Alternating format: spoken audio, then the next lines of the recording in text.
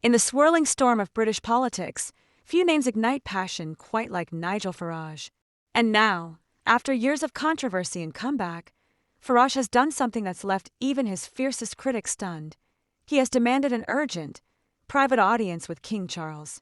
The reason? A rising fear that the very heart of British sovereignty is at risk of being sold off, one handshake at a time. At the center of the uproar is a headline-grabbing trade deal between Prime Minister Keir Starmer and former U.S. President Donald Trump. The government calls it historic. Newspapers tout jobs saved, tariffs slashed, and a so-called new era of Anglo-American friendship. But peel back the polished press releases, and beneath the celebratory headlines, a different story simmers, one that Farage calls a historic betrayal. For many, the deal is less about economic opportunity and more about political theater. It's one thing to announce a flood of American investment, quite another to watch British farming communities brace for a tidal wave of cheap U.S. beef and ethanol.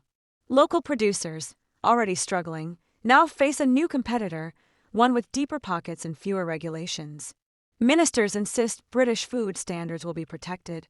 But as the first U.S. imports hit supermarket shelves, skepticism grows. Can we trust assurances scribbled in the fine print of a rushed agreement? This isn't just about trade. It's about who holds the keys to Britain's future. Farage, ever the political showman, has seized the narrative.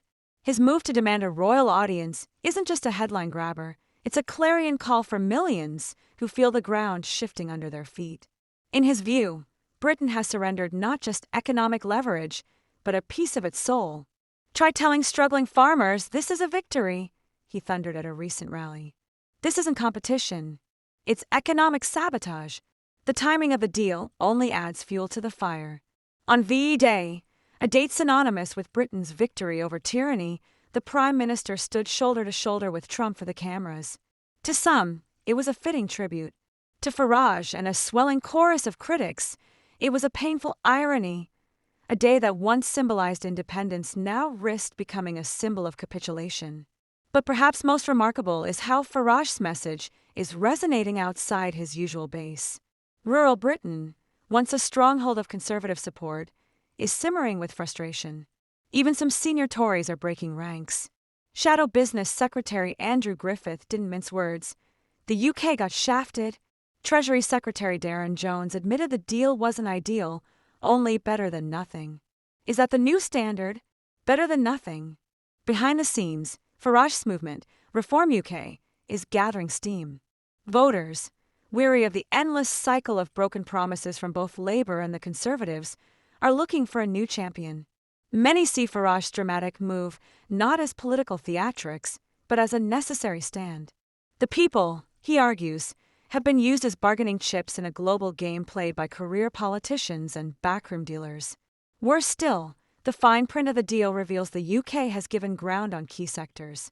Technology, pharmaceuticals, the NHS, none are protected. Tariffs on British film exports remain sky high, and the much-discussed digital services tax still puts Britain on a collision course with US tech giants. It's a patchwork agreement, rushed to calm headlines, not a strategic fix. Farage's return to the front line is more than a political comeback. It's a warning shot. Reform UK isn't just another party. It's positioning itself as the last line of defense for national interest. The message is clear. Britain's future must not be decided behind closed doors. As the dust settles, the question remains, what has Britain truly gained? And what, in the rush for a political win, has it lost?